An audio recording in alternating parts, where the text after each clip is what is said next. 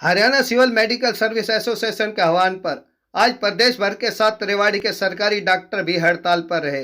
सरकारी डॉक्टरों के हड़ताल पर चले जाने से आपातकालीन सेवाओं को छोड़ तमाम तरह की ओपीडी सेवाएं प्रभावित रही।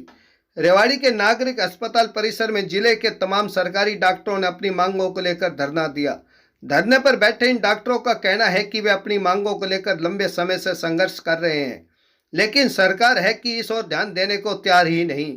उनकी प्रमुख मांगों में 4, 9, 13 और 20 साल पर एसीपी देने, स्पेशलिस्ट कैडर बनाकर सरकारी अस्पतालों में विशेषज्ञों की कमी दूर करने और सीधे एसएमओ की भर्ती पर रोक लगाने की मांग की प्रमुख रूप से शामिल है।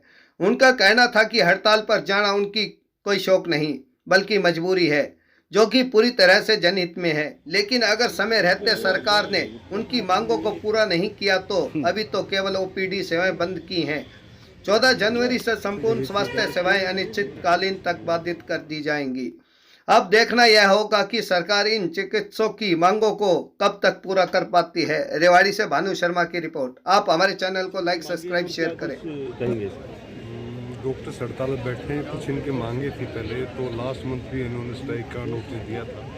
तब इनके कुछ एक तो पे स्केल की थी, कुछ स्पेशलिस्ट कैडर का था, एक डायरेक्ट एसएमओ रिक्रूटमेंट का था। तो तकरीबन सारी मांगे सरकार के पास विचाराधीन है। तो बेसिकली अभी इनका एजिटेशन यही है कि हमारी मांगे जब तक पूरी हम स्ट्राइक पर रहेंगे।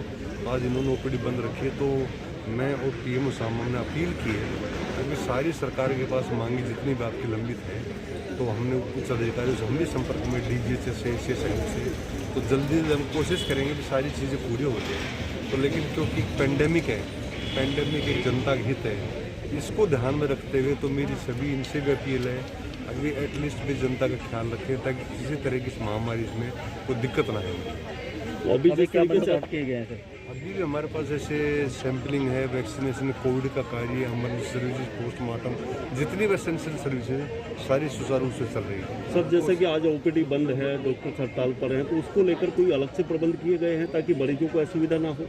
उसके कोशिश हमने करी है, लेकिन अभी तक मरीज भी ज़्यादा नहीं है हमारे, तो हम यही इनको मनाने की कोशिश कर रहे हैं अभी आम जनता को परेशानी ना हो। कोरोना का दौर है, कहीं ना कहीं परेशानी तो बढ़ेगी। ठीक है। डॉक्टर हैं और हमने शपथ ली थी अरिस्टोक्रेटिक जो हिपोक्रेटिक हमने ओथ ली थी कि हम मरीजों की सेवा करेंगे, अपनी जी जान लगा देंगे और इसमें कोई शक भी नहीं है। हमने अपनी जी जान से मरीजों की सेवा की है। कोविड की वेव आई गई, दूसरी आई, तीसरी आ गई, बीच में डेंगू आए, इससे पहले भी हमने जान की परवाह नहीं की। हमारे बहुत सारे साथी और उनके परिवार गंभीर रूप से कोविड की चपेट में आए हैं। हमारे एक डॉक्टर साहब कि मतलब वो भगवान की दया से और उचित डॉक्टरी इलाज से बच पाई है। उनके बिल्कुल लंग्स पूरे ख़राब हो गए थे। बहुत सारे डॉक्टर कुलदीप हैं, वो बहुत गंभीर रूप से बीमार हो गए थे। डॉक्टर अशोक थे, वो गंभीर रूप से बीमार हो गए थे। इसके बाद भी हमने कोई कसर नहीं छोड़ी, बिना अपनी जान की, हमारी छोड़ी हमारे बच्चों की जान की परवाह नहीं की। लेकिन हमारी जो जायज़ मांगे थी उन पर सरकार ने, जैसे कोविड वॉरियर बोला था माननीय प्रधानमंत्री जी ने, लेकिन कोविड वॉरियर को जैसे ट्रीट किया जाना चाहिए वैसा ट्रीट नहीं किया जा रहा है। काम लिया जा रहा है लेकिन कुछ मूलभूत सुविधाएं मांग रहे हैं जो कि बेसिकली आगे जाके हरियाणा के हेल्थ स्ट्रक्चर को मजबूती करेंगी। तो हम कभी भी हड़ताल करने के पक्ष में नहीं हैं। हम काम करने वाले बुद्धिजीवी लोग हैं और हम हमेशा जनता के भले के लिए सोचते हैं। और जो ये कर रहे हैं वो लॉन्ग रन में जनता की भलाई ही करेगी। जो आज लंबी लंबी लाइनें लगती हैं, एक ओपीडी के बाहर 200 मरीजों की लंबी भीड़ लगती है, टेस्ट करने में टाइम लगता है, जांचें करने में टाइम लगता है। हम चाहते हैं कि ज़्यादा से ज़्यादा डॉक्टर आएँ, जिससे कि एक मरीज जो 50 किलोमीटर दूर से आए उसको सही समय पर उपयुक्त इलाज मुहैया हो सके। हमारी कोशिश ये इसी कड़ी में है कि एक दिन की परेशानी से यदि आगे आने वाले समय में मरीजों की परेशानी दूर हो तो क्यों ना एक दिन परेशान हो ही जाए। डॉक्टर साहब, अभी क्या आगे की रणनीति है? फिलहाल अगर सरकार ध्यान नहीं देती है इन मांगों पर, सरकार ध्यान नहीं देती है तो हमने बताया अनिश्चितकालीन तक 14 जनवरी 2022 से सभी सेवाएं बंद करेंगी।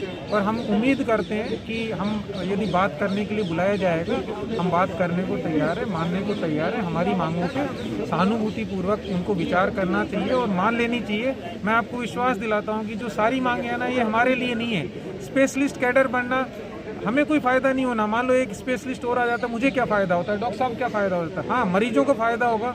ज़्यादा स्पेशलिस्ट आएंगे तो उनकी लाइनें ख़त्म होंगी, उनका इलाज जल्दी होगा। यदि डायरेक्ट एसएमओ भर्ती बंद हो जाएंगे तो जो ऊपर पदों पे जो लोग बैठे हैं वो एक्सपीरियंस लोग बैठेंगे, जिनको ज़मीनी हकीकत का पता रहेगा।